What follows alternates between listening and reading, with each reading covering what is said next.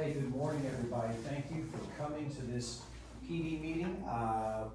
As you guys know, our district has taken the initiative this year to give us funding, extra funding for EDLE across all departments. And so being the history department, I know this is our first year to have EDLE compared to some of the other departments. It's a great tool. I'm sure we've all been using it from time to time, especially when it comes to our intervention plans, primarily in tutorial period. And so I just want us to kind of go over a couple of things. I'm going to need some help from you guys. I may be modeling things on the board up here, things that you guys can also do on your laptops.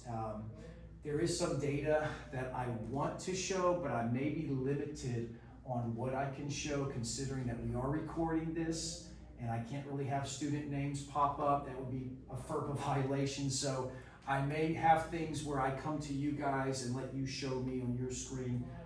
But all that to say, I'm so excited that we have this chance to grow together and to hopefully become more intentional when it comes to using the tools that we have been allotted to use, and primarily right now in this age of technology, and so we're going to be focusing on those things.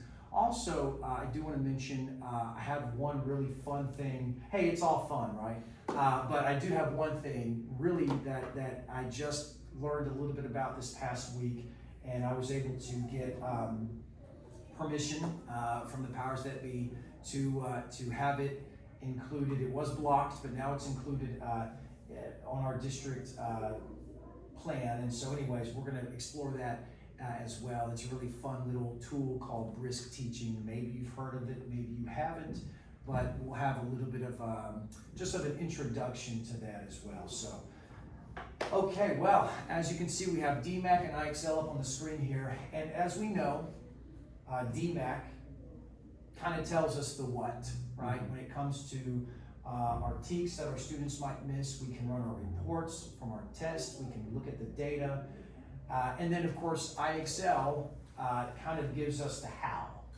especially how to approach those TEKs, especially the TEKs that are aligned with certain skill and practice paths that we're going to be looking at in just a moment. So again, one of the goals of this PD is for us to connect those dots. And so we're going to go ahead and get started by, if everyone can log in to their DMAC, and I'm going to just ask everyone to go to TEK score, and I'm going to ask you to run a report. So I'll just briefly, just with you guys, just as a refresher, I know we all know how to use DMAC, but I just kind of show you the steps the kind of report that I'm going to ask you guys to run for me. So if we could log into our DMAC and go to our TEK score right there, and then to reports, and this is going to be an instructional report, so you can choose instructional at the top, and if you would, just choose, you can be as picky as you want, but just find a test. It doesn't matter which test it is. Just choose a test. I think mine, the one I chose down here in the bottom, is going to be my Unit 6 test. And then I'm going to ask you guys to choose the item analysis, which is going to be on the first column. So I think the third one down. And then on the next column, we're going to be choosing the TEK's performance. Okay? So I'll give you just a moment to have any of the tests you want to choose, and if you hover over it, it will tell you the name of that test, whether it's your Unit 5 or 6 or whatever, and then just select a test, and then go ahead and click View for me, and it should run your report, and it'll pop up something like this, okay? Now this does not have any names, any student names, so we're okay. I can show my data report. And at the top here, of course, we have our item analysis. Now, a couple of things to note, and these are things that, maybe we haven't really considered in the past, but when we look at our item analysis here, we're going to see that everything is color-coded, right? Now, it's easy kind of to see the obvious colors that are coming with our scores, right? Again, item analysis being each individual question, right?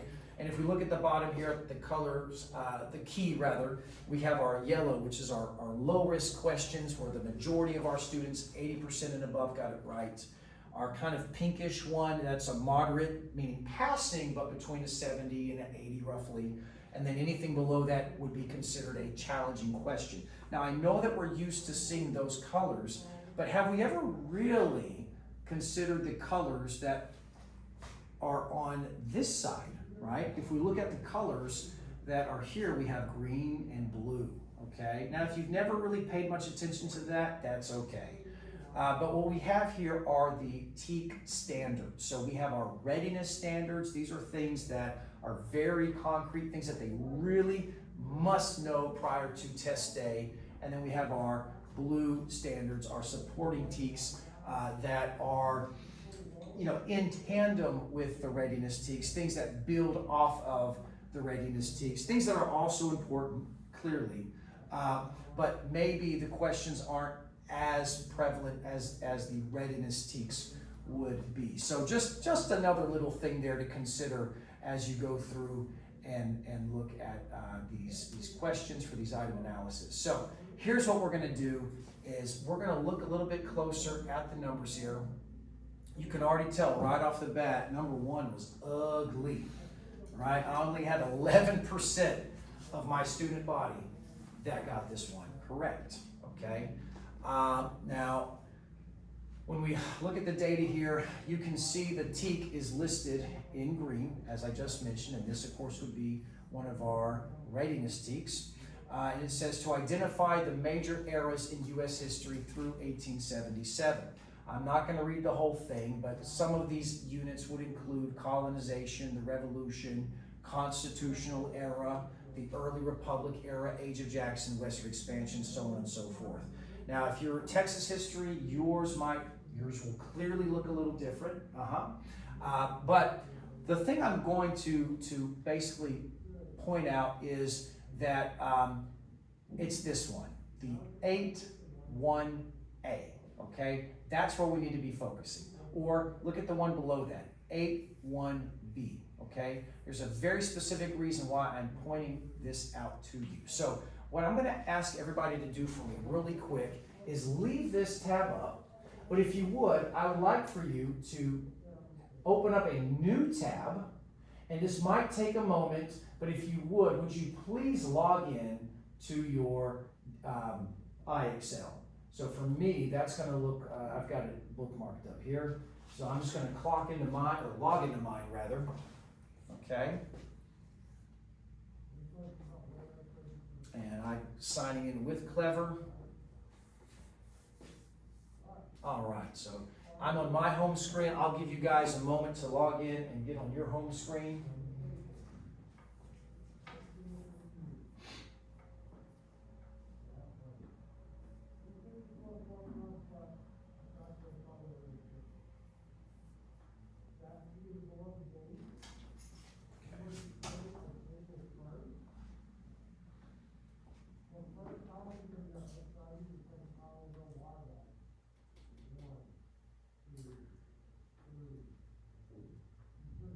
Okay, so if everybody is everybody in?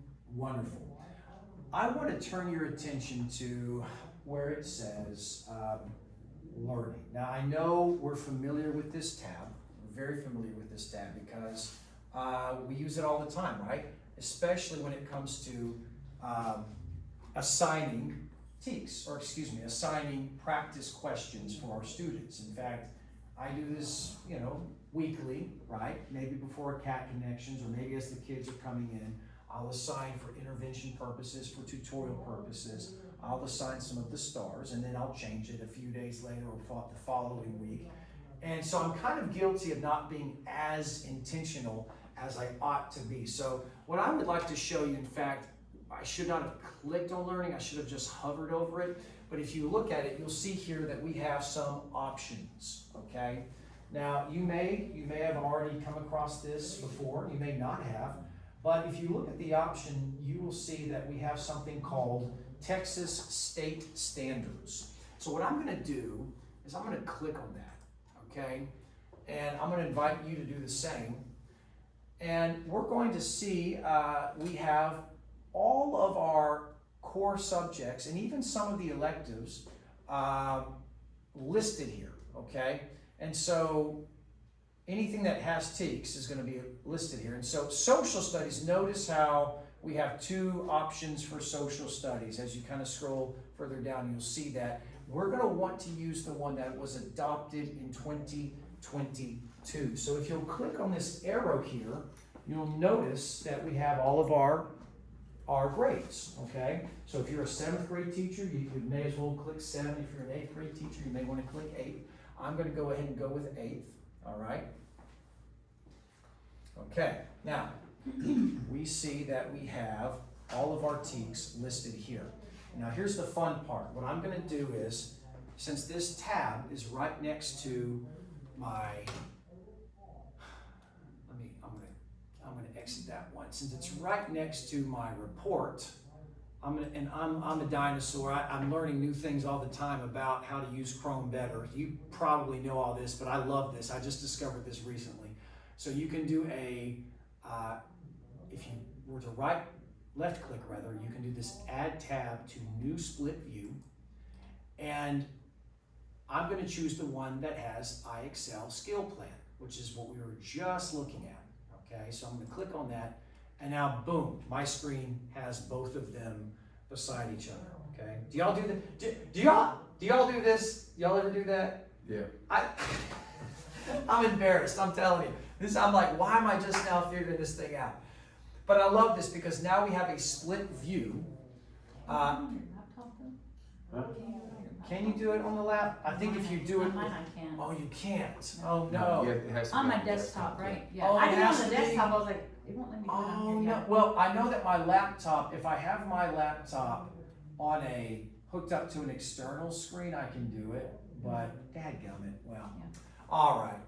So what we're going to do now is we're going to basically, and you can, if you want to find a way to make two screens on there together, you can. If not, that's okay. But I think, but in a moment, I will have you guys kind of do what I'm doing.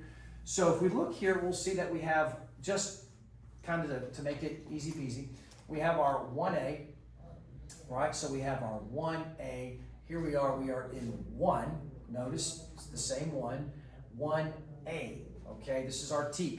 So it says identify the major eras in U.S. history through this is a carbon copy. You see it right here, okay? So maybe you've utilized this, maybe you've never really connected those dots, but I just want to bring it to your attention. So this test, being Unit 6, would have been over westward expansion for the 8th grade teachers, okay?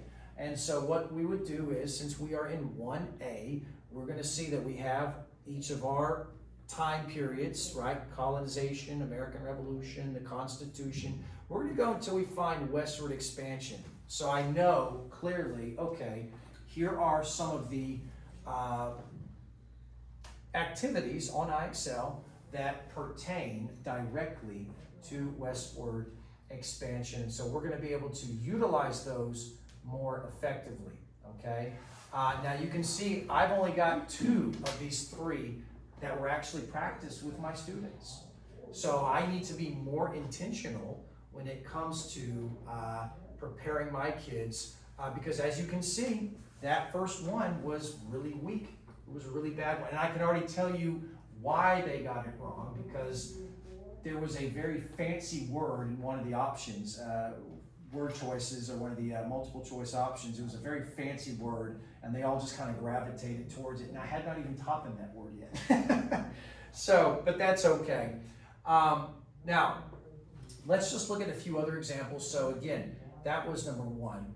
I'll look at number 2. You can see that number 2 they were much more successful on. This is 1B. So if we're just going down the list a little bit, we'll see that we have 1 and now we have B. Okay, so it says to explain the significance of the following dates, 1607, 1620, 1787, 1776, and these are the most important dates that they must know for their test that they're going to take, for their STAR test rather. So we can see here that in our case, we were talking about the year 1803, which correlates with the Louisiana Purchase, and again, this being in the westward expansion unit. So again, this is just a fun way for us to explore, to be able to directly connect, okay, what are some of my more weaker questions that my students struggled with, and can I connect those dots quickly with IXL? Not saying that IXL is the cure-all for those types of situations, but there could be an example where, whether it's in a tutorial period, whether it's being used as an exit ticket, whether it's being used as a spiraling, right? Maybe we want to reincorporate it somewhere at the beginning of our lesson, go over something that that they struggled with, or even if it's a test review, we've taken the test, now we're going over the test. These are just ways for us to effectively utilize IXL directly by looking at our TEKS. Now, I just want to challenge you guys for a moment, just maybe 2 or 3 minutes. See if you can find one of your weaker answers that was on your report. See if you can find your lowest one, and just see, okay, what was that TEK, and can I find it? Can I identify it by going into the standards that I just showed you for your particular grade level?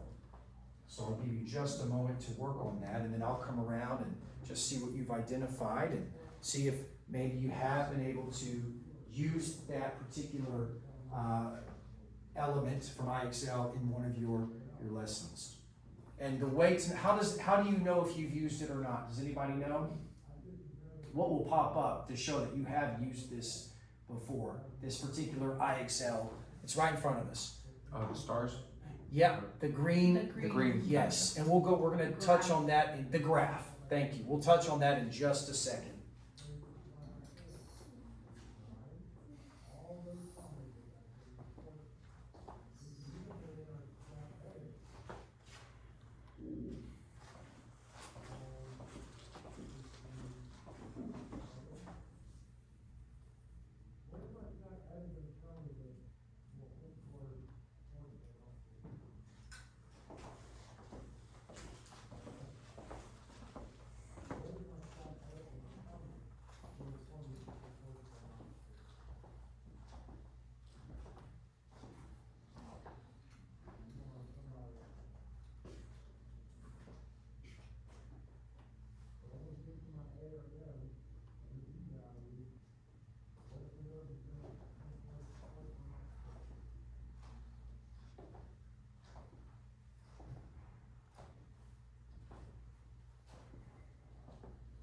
Were you able to identify one in particular that you think, yeah, which one?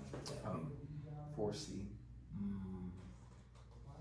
Oh yeah, individuals and events. Oh, and you know what? This is a great one, the Treaty of Guadalupe Hidalgo. That's one of those that will also go into 8th grade. That follows them into 8th grade. So that was a big one that they missed. They got, they kept getting that one, and then the Treaty of Velasco for Texas independence. They kept getting those confused. Yeah, and they happen so close together. Yeah. They're only like, 12 years apart, if that. Yeah. So yeah, that's 36 to 48. Yeah. Yeah, that can be really confusing. Yeah. Oh man. Now, is there let me just show you, and I'll, on my end here, because we have a similar one. Do you have an actual, on IXL, an actual bit that goes with that treaty? Or with the Mexican-American War, perhaps, anything? Because right here, we have this one as well. We have in ours, this would be, what would this be? This would be 6B. And in fact, I'll show you on my end, question 14, and Ms. Cruz, you might even have the similar thing going on here. This was our written response. Explain, and they had to demonstrate an understanding of the causes and effects of the Mexican-American War. And if you look at this, only 27% of my students got 2 out of 2. Everyone else got either 1 out of 2 or 0 out of 2. Was that a pretty low one for you? Yeah, Yeah. mine was 15%. Yeah. 15. Even now. Which is interesting, my extended response is actually over the same thing, 4C. Wow. Yeah. Oh wow. Yeah, That's and actually that was actually the lowest one. Oh wow. Yeah. Yeah. Yeah. Well, that's it. We've got just like a moment ago I mentioned the Louisiana Purchase being a part of westward expansion. We also have Texas, the Mexican Cession. Goodness, that was a huge part of expansion, westward expansion for America. And so yeah, those are some of those overlapping concepts and teaks that that's going to follow them. So anything that you do there, and you said you do have something like that on your Excel. Wonderful, yeah. wonderful. Okay, so keep that one up nearby if you can. What about yourself? Since y'all have this, maybe y'all chose different tests. Yeah, though. I chose different. Yeah, you might have chosen different tests. Okay. Mine had more to do with the Texas explorers and stuff, like European exploration. Yeah. All those. Who are some of those names? You have Alvar, Yeah. Pineda, and Cabeza de Vaca. That's the one I always think of, the vodka, right? Yeah, I'll tell you, especially when they all have similar names, coming from a similar part of the world, And a lot of them started on, they kind of picked up what one left off, oh, route-wise. Yeah. feels like a continuation. Yeah. So how do you differentiate that? That is a really good point. That's a really good point. Now let me ask you, when you looked at the skill plan or the TEKS, were you able to discover any potential, I don't know what to call these things, areas or points, I'd I just rather? kinda called them modules. Modules. I don't know if they are. See, that's the part with IXL and that's where my other topic in just a moment is really gonna shine through. But you're right, sometimes they don't have the modules. Yeah. There was one, in fact, I can show There's you. like one unit that we had that it only had maybe like 2 Yeah, modules for the Yeah. whole unit, and I'm like, right. When we talked about it at the beginning of the year, there was so little for Texas history. yeah. I know, that is so there's another thing I'm gonna show in just a moment, which works well for 8th grade, but for 7th grade, it's like, oh, sorry, yeah. It does feel like you get kind of left out in the cold. I get it, I totally get that especially since I've been doing more data-driven stuff and I'm looking at skill plans and skill paths. It's like, ooh, 7th grade is kind of dry, it's kind of slim pickings. Yeah. I totally And is. it's not until second half of the year where we can actually get into like U.S.-Mexican War. Yes. Texas independence. Yeah, right. Especially Texas Independence. That's kind of the real kickoff. Yep, you're right. Miss Cruz, anything on your end? Mine was 18, number 18. Did you do Unit 6 as well? Yeah. Okay, so I let's. just did, the same as yours. Oh, gotcha. And mine, that one was the Erie Canal question, where you had To to, drag it. yeah. Mm-hmm. So yours, I see, is 13%. Yeah. Mine was 8%. Yeah. And Yeah. they just had to answer where was the Erie Canal, Right. and then where was the main traffic, where did Mm-hmm. it trade? Yes. And they got it wrong. Yeah, and I think there were out of the 2 It was- drop downs, there were 3 options. I Yeah, think. I just pulled it up. Did you? Yeah, I want to say I pulled it up I yesterday pulled it myself. up and it said, one of them was from the Atlantic to Pacific, Mm. from the Atlantic to the Great Lakes, from the Pacific to the Great Lakes. And then the other one. So 2 of them had Pacific. Yeah, Yeah. and then the other one where it said where was, the Erie Canal made what state, busy, and Mm-hmm. it was New York, Mm-hmm. Boston, Massachusetts, and something else.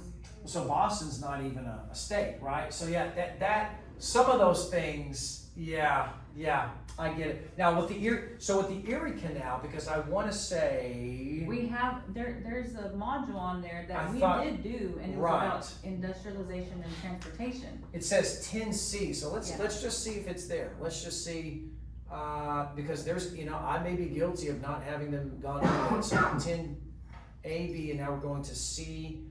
Okay, Yeah, so it was in industrial here. transporta- Yeah, Okay. and Well, we did it. Yeah. that was one of the ones that I assigned for Unit 6 was that one, and there was another one. And so they had to, Right. cause I was like, that's, Well, I'll tell you what, if you have these modules up, and if you can find one that has the green graph, very, very briefly, I just want you to go ahead and click on that. I can't click on mine just because I can't have student information, personal information pop up, and it will. But if you don't mind, just clicking on yours for just a brief moment, and just one of them, doesn't matter which one, and if you click on it, and yeah, that could be one that you just haven't covered yet. But we can always look at Miss Cruz's as well if we need to. So you can see how, again, and she's utilizing this probably mostly in CAT connections, I'm assuming. And the same for me. And she even has more kids than I do who have gone in and actually messed with it. So you can see when you add up, the orange will always mean that these kids just have not logged in and worked on that. But we can see the kids who have. And we can already tell that out of the roughly 20% or so that have practiced it, 2% of them have truly mastered. And I was informed by somebody that mastering in IXL may not be exactly the same as mastering on DMAC. DMAC has it at 70 or 80, no, maybe it is actually the same. I know IXL shows 80% and up as mastery, so I think that is actually the same. That is the same as DMAC, so that is a good thing. But we can see the kids who have done well, and we can scroll down a little bit. Okay, yeah, and that's per question, so we can go down even more. We can see in green, and then again, this is all color coded, okay? Now, if we go back up, and if we decide that we want to assign this, is everybody familiar with how to assign it to a particular student versus assigning it to the whole class? Has everybody done that? Okay. Well, very briefly, are you familiar with how to do that? Okay. So what we could do, if you don't mind, and again, I would show it at the top, but because of the student names, I can't. So what I would do is, let's just say that Miss Cruz is assigning a certain one. So she would, go to learning, and then, she'll find her class, 8th grade history, see all 160 skills, and we're just going to choose. I feel like, oh, this is good. I'm gonna click on this one, or I'm gonna hover over it rather. This is one she's currently got up. This is one that she's currently got for her students to work on. Now, if she wants all of her students to work on it, she'll just click the star, and it's good. Well, if she only wants her CAT connections, she'll click on that star. If she only wants her first period, but maybe there's 3 kids in her first period that she just knows, these 3 kids in particular, they don't get this. They need a lot of help with this one. So what she'll do is she'll just go to one, and then she will click a star on that particular kid's name. So she would click, in fact, it would be easier if I chose one that she hasn't chosen yet. I'm just gonna hover over the abolitionist, because that's something that's being currently taught. So we'll go to first period, maybe this student and that student need it only. I'm gonna put a star there, there, and there. Gotcha.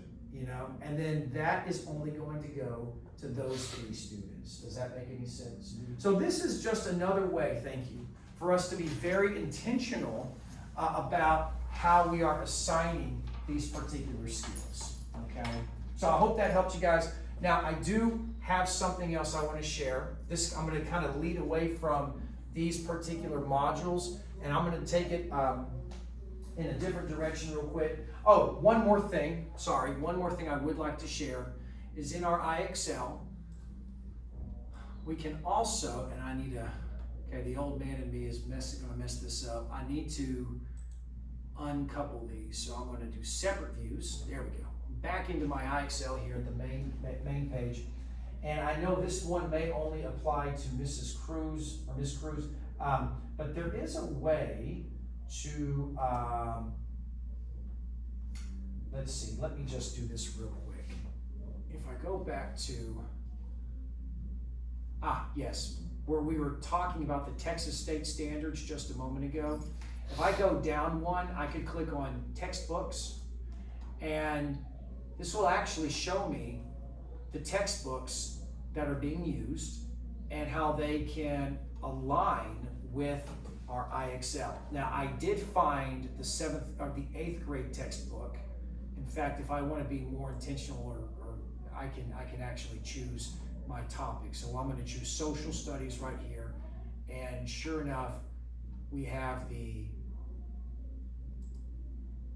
8th grade here. Now I'm in the 8th grade shell. No, I'm not. I'm actually, this is general. So I don't know if 7th grade, I don't see anything in there. 7th grade, I don't know if this would apply to you or not. So, but Ms. Cruz and I, we are familiar with this textbook. We have a love-hate relationship with this textbook.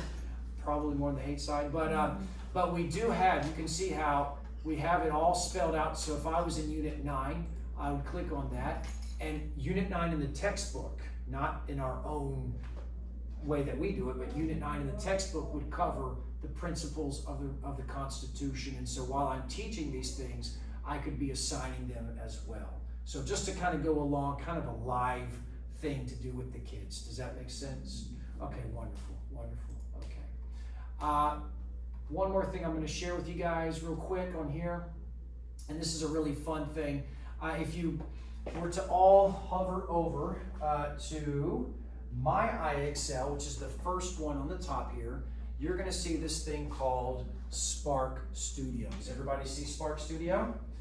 All right, I'm going to click on that, and this is just super fun. You can design your own game. And so what I'm going to do is I'm going to scroll down here, and for example, this is a new one. All right, this is a new game that you can play. And all you have to do is just click, it says take a risk or review game, okay? Take a risk or review. So I'm gonna choose my grade level since I'm 8th grade. And if you 7th grade teachers, if you wanna choose 7, go right ahead. And I'm gonna click generate. Now, it's gonna ask me, what are you teaching? Well, we'll just say westward expansion since that's what we were just talking about. I'm gonna do westward expansion, and you could choose any topic you want, okay? And now I'm going to click generate. Now the next thing it's going to ask me, well, it's going to show me rather, are some questions. Now some of these are going to be true and false. Others might show up as multiple choice, right? But what we're going to do later on is we're going to click launch game, and then it's going to ask us how many teams do we want. This is a great review game.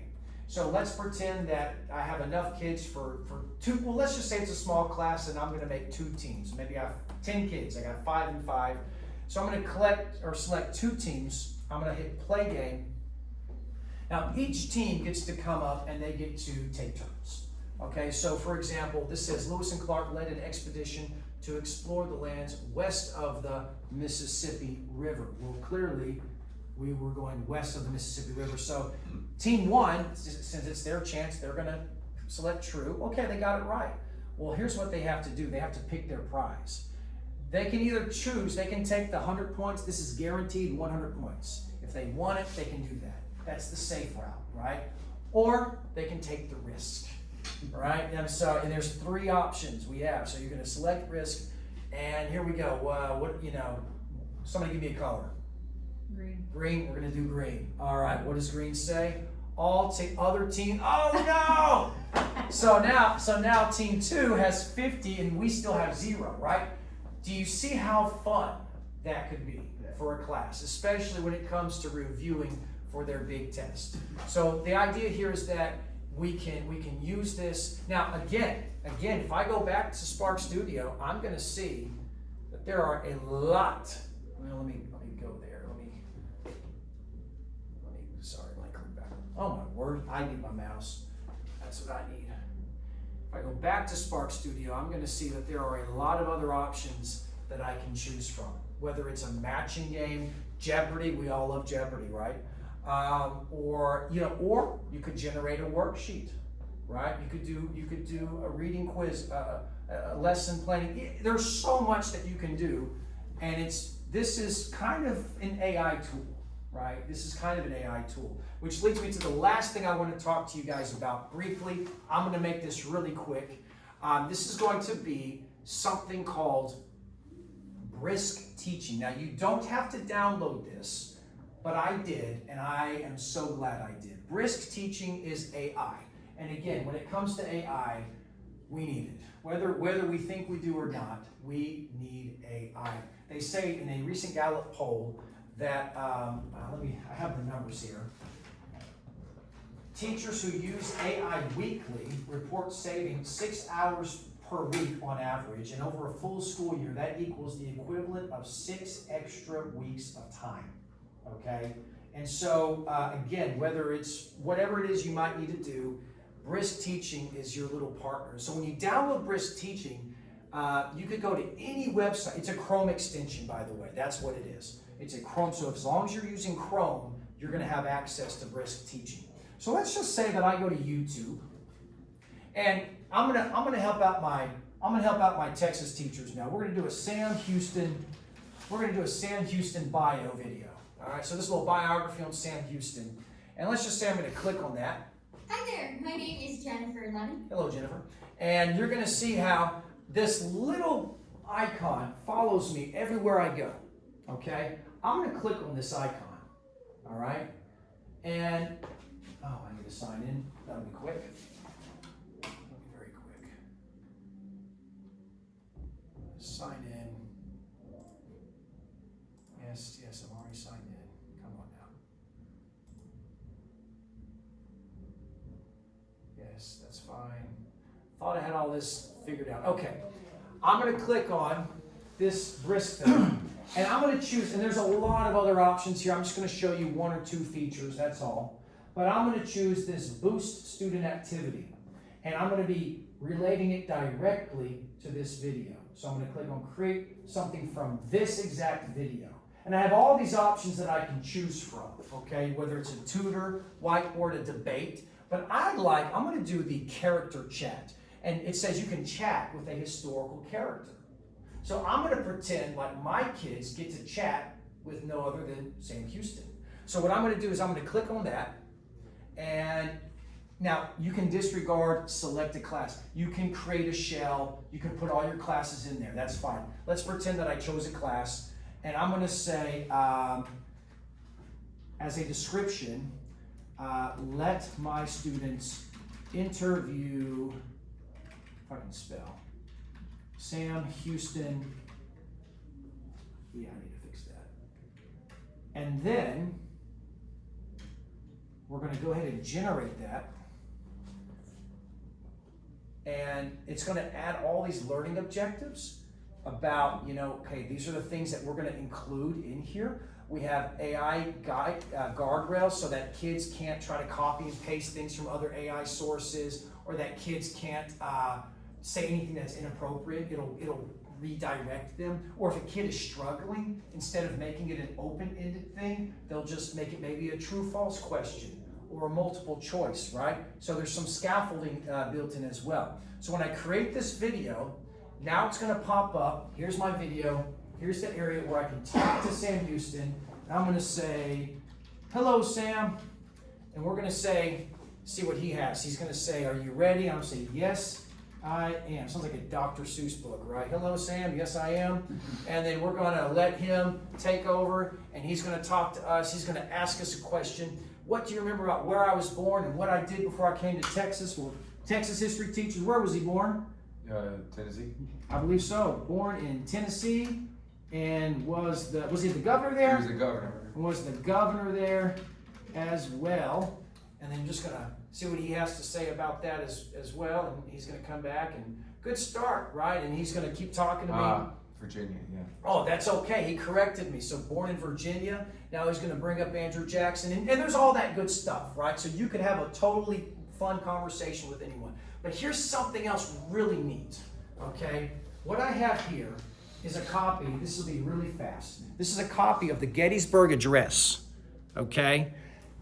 And in this Gettysburg Address, we see, we all know the Gettysburg Address, right? This is, after the Battle of Gettysburg, Abraham Lincoln is making his very famous opening line. He says, 407 years ago, and if you ask a kid now, like, what is that even, what is that? It's like scores or a game, what's going on? Well, I guess it was, they're on the Confederates versus the Americans, who knows? But what you can see here is this can get really tricky for a young kid to understand, right? And so one of the really neat features is that, again, no matter if I'm on a YouTube video, no matter if I'm on a PDF file, right? If we look here, we will see this little thing is following me, right? This little thing here. And what I have here, if I click on this, again, I can choose to create something here, and I'm going to do my change level. So watch this. I'm going to change the reading level of this document, and I'm going to bump it down for my kids to understand. And so I'm going to go down. I'm going to do 8th grade. Now, quick question. Does anybody know what 407 means? Does anybody know how many years that is? I'll give you a clue. A score means 20 years. So how many years would that be then? 87. So let's see, if I break it down to 8th grade, and I'm going to say done, change the reading level, let's see what happens. It is going to go straight to a Google Doc. And it's going to transcript it out for us. And what does it say? Oh, goodness. 87 years ago. Yep, it says 87 years ago. Now, if we were to do the side-by-side here, let's just read the original quickly, if I can. I may not be able to find it now. Yeah. 407 years ago, our fathers brought forth on this continent a new nation, conceived in liberty and dedicated to the proposition that all men are created equal. Whew, what a mouthful. But if I read that first sentence again, right here, where it's been sort of, changed, the reading level that is. 87 years ago, our ancestors created a new nation on this continent. The nation was founded on the idea of freedom and was dedicated to the belief that all people are created equal. What a cool thing, right? What a neat tool. So again, this follows us wherever we go, whatever, no matter here. I mean, you could bring up a map or give me something for U.S. history. Can anybody give me something for U.S. history? Possibly. Like to change? Yeah, or sorry, history. Our Bill of Rights. I love it. Bill of Rights. It's like a preamble. It's like confusing. Yeah. Oh, the preamble. I love it. Bill of Rights. Let's do the PDF. Let's do that. This is great. This is perfect. Yes, so we have the preamble. Notice it helps if you search it in a PDF, just because it's right there. It's easily accessible. It's right there. If you guys will bear with me for just 2 more minutes, we'll be done. And I'm going to hit this button, and I'm going to change the level. And again, let's just read it. It says, the conventions of the number of the states having at the time of their adopting the Constitution expressed a desire in order to prevent the misconstruction or abuse of its powers, right? So what I'm going to do is change the reading level here to 8th grade, and it's going to write it back out for me, okay? And in its due time it will. Okay, so, and it has the whole thing. I'll give it just a moment.